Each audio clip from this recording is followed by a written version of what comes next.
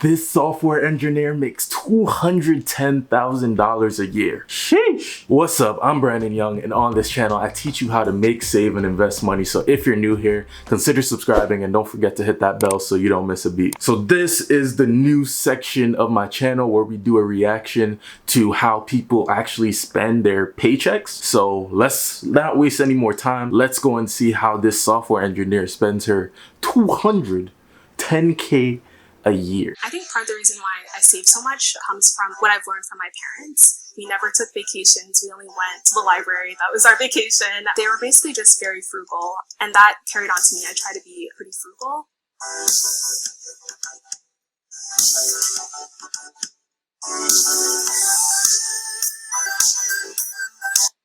First off, let's get started with sis is making about $210K yearly in New York. Yo, big ups to you, sis. Yo, you're doing your thing. Hi, my name is Frugal. Ayodele. I'm 25 years old, and I make $210,000 every year and live in New York City. I'm a software engineer working in the fintech space. I'm building tools and applications for engineers.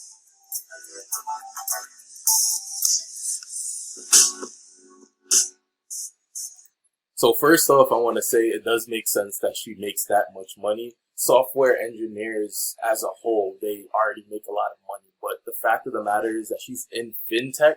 If you don't know what fintech is, it's actually financial tech. So the fact that she's in that, usually any job with finances attached to it, you're usually going to get a premium on your actual job skills. So me, for example, like if you're an engineer, a regular engineer, like a regular job, maybe you're working for like a regular company, you'll get paid good. But if you're working for anything that has to do with finances or like a bank or investment bank, they're going to pay you a premium. So it makes sense that she makes that. So I'm actually obsessed with tracking things. Like I track calories, I track my workouts, and I also track my money.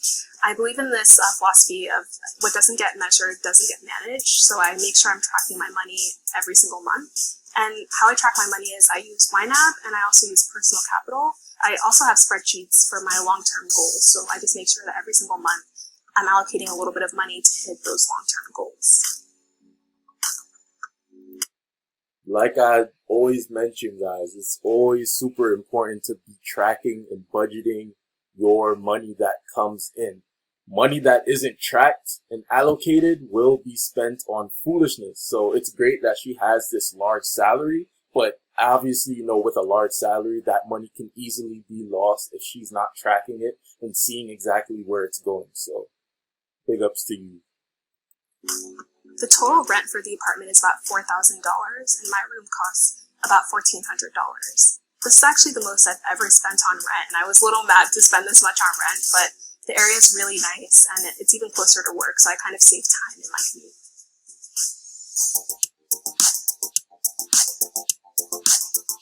So I was born in Nigeria, and I moved here when I was 6 years old, and we moved into like an inner city neighborhood when we first got here, and my parents really like hustled and worked hard to like get us to a better neighborhood.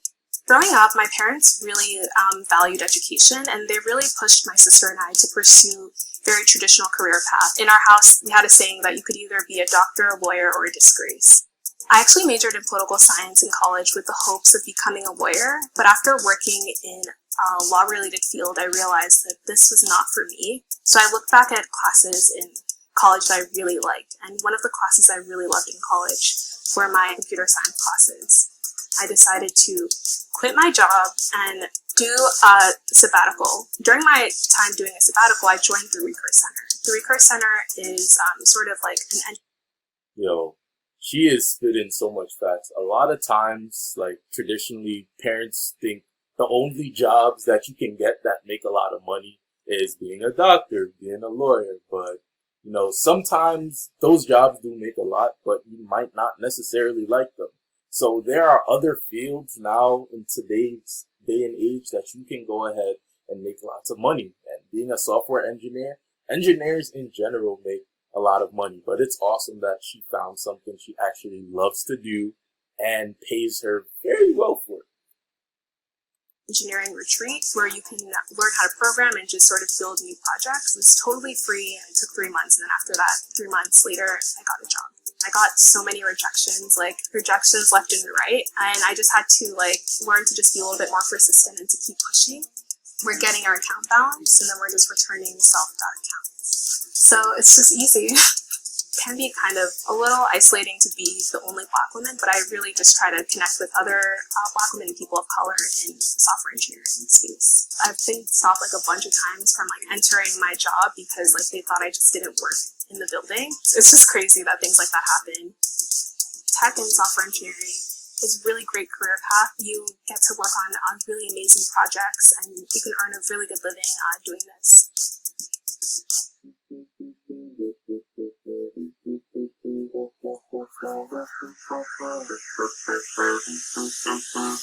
$200 goes towards groceries and $100 for eating out. I grew up on meal prep. My mom always made us some gelato. $300 on food monthly?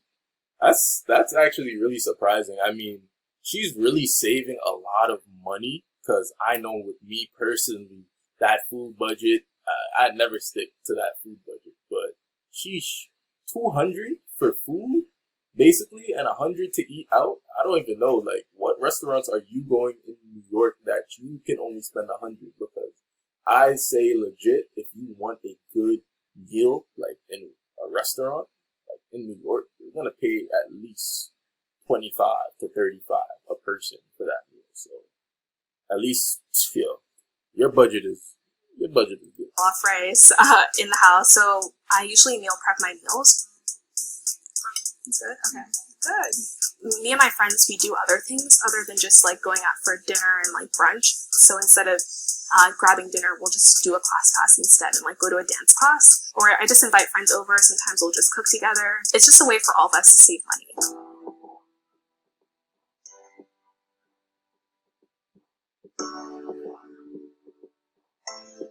I only left school with about $7,000 in student loans was because of two factors. The first factor was the fact that I got needs-based financial aid from my college so that my tuition and room and board, half of it was paid and covered for by my school. The other half was covered for by my parents, and they gave me probably one of the best gifts that I've ever gotten, which is the gift of a free education. They took on the burden of carrying our loans, but they were able to pay it off through just being really frugal.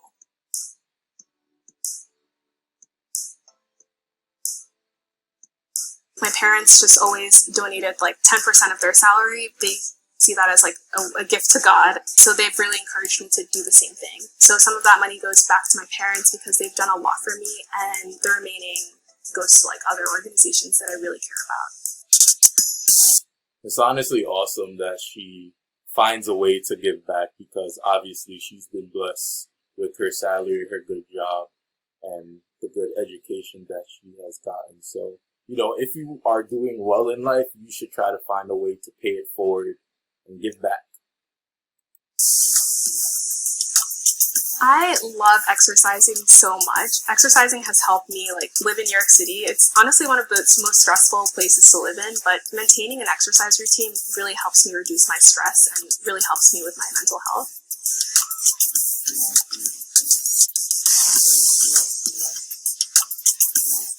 So I really love spending money on beauty. For me, my beauty budget entails sometimes I get my nails done, sometimes I get sugared. I also really like hair extensions and buying new clothes. So I try to keep my beauty budget at about $300 every month. I try to be pretty frugal. It's funny because when I first graduated from college, I was living paycheck to paycheck on my first salary, and it wasn't because I was making too little. It was just because I wasn't being smart with my money. And it wasn't until I wanted to leave my job that I realized the importance and the power of having savings. One of my long-term financial goals is to FIRE. I'm a huge fan of the financial independence retire early movement. I think it's a really amazing movement. I don't necessarily know if I want to retire early, but it would be great to be financially independent. One of my goals is also to maybe own an apartment. I know in New York it can be crazy. In my neighborhood, a one bedroom goes for $700,000 to $800,000, and that's just for a one bedroom.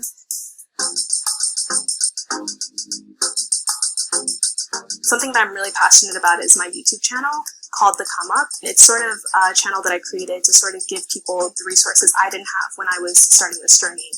Hey guys, welcome back to the channel. There are not that many Black women in tech, so I just wanted to sort of show that there are Black women in tech and just sort of provide as many resources as possible. I didn't really grow up getting to take international trips. We only traveled like to the libraries, so I kind of like do it to the max now. So I try to take one international trip every year with my boyfriend. I take girls trips with my friends. I'm also in a long distance relationship, so that like flying back and forth from New York to LA also adds a little bit more to my travel budget.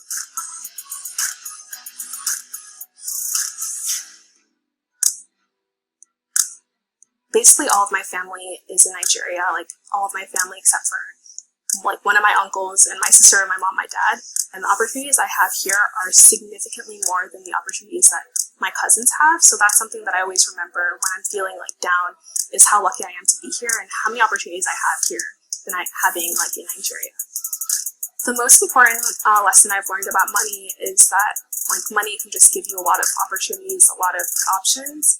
Like in New York City, you're just constantly surrounded by like people who are extremely wealthy, but also people who are extremely poor. And then going to the college I went to, like I went to school with kids whose parents were millionaires and billionaires. So I could actually see like how money can give you like options and opportunities and the things you don't have to think about when you have a higher income. So that's part of the reason I'm like, I try to work as hard as I can, just so I can also give myself and my family those opportunities. It's honestly refreshing seeing a woman of color doing so well with her life. One of the major things that I want to point out in this video is notice that she makes such a large salary, but yet she doesn't use that salary on dumb decisions or on buying expensive cars and doing this and that. I feel like a lot of times people feel like their salary needs to dictate the life that they live. So they feel like if they're making $300,000 a year that they need to spend as if they have that amount of money, and that's not necessarily true. Notice she's bringing in about $11,500 monthly, but yet only about $3,000 to $4,000 is basically used on most of her expenses, and the rest of it is going into brokerages, savings, investing, and etc. Ultimately, the way you budget and the way you spend your money is going to help you to make a better future for yourself. It all comes down to your plan and actually allocating your money in the right places. But what do you think? Do you think she's spending her money right? How would you spend that big salary? Let me know in the comments section below. Watch this video, go subscribe here. I'm Brandon Young, and I'll see you in my next video. Peace.